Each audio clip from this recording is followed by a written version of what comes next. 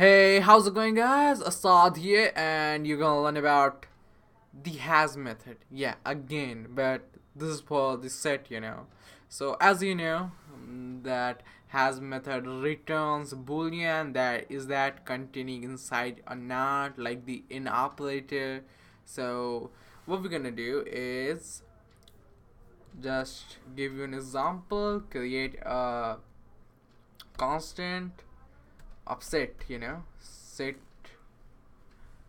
after that what we're gonna do is use the new operator, use the set constructor.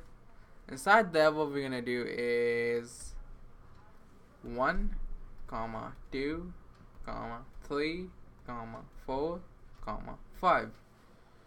So when we do that, it's create set. So if we want to check, like, you created an app, we check that does it contain that or not. Like, you made a game that if he's in that level, he gonna get that car, something like that, like that.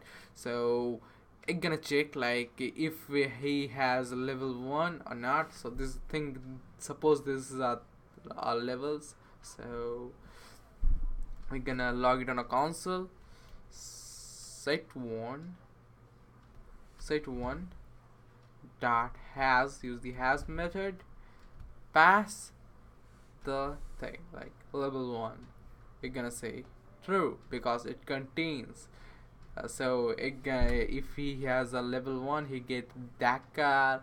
Like, now he is in level 5, so that car. Now the something he wants, like a good car, is in his game, but he doesn't get that level 6, and when we check that, it says false. So this is what it does. So hope you guys understand. That's it for today's video, guys. See you guys in the next tutorial.